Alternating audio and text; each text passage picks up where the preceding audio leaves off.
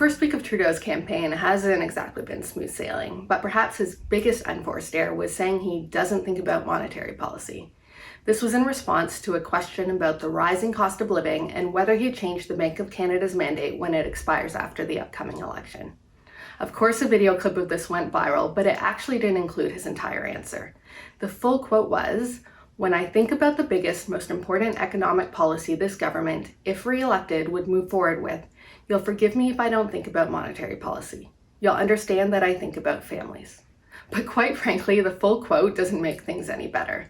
While the BOC is a crown corporation that operates independently of the federal government, its mandate, which includes things like inflation targets and whether it should consider things like employment rates and climate change, comes up for review every 5 years. That it's set for renewal in the midst of what Trudeau himself calls such a pivotal time should clearly make it a priority.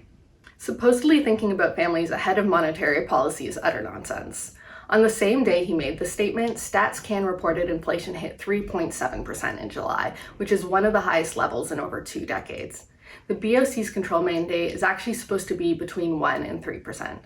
And it's families, especially working class ones, who are the most affected by monetary policy, especially when it comes to issues like whether to overshoot inflation targets and how to determine interest rates. These decisions will hugely impact families' ability to afford everything from groceries to housing, as well as their ability to pay down debts and mortgages. This is why high inflation rates effectively act as a tax on the working class. Traditional salaries and savings lose their value as prices rise, and then raises become raises in name only and don't actually afford workers with better standards of living. At the same time, price increases for assets like real estate typically benefit the upper classes. This is why policy is also a huge driver of wealth equality, or as we've seen recently, inequality.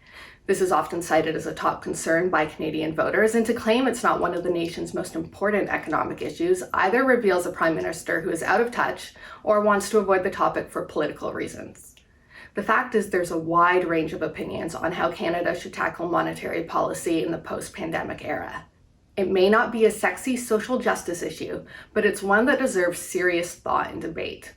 Trudeau, who claims he wants Canadians to have a voice and have a say in their future, should be encouraging Canadians to learn more about it, not just brush it aside.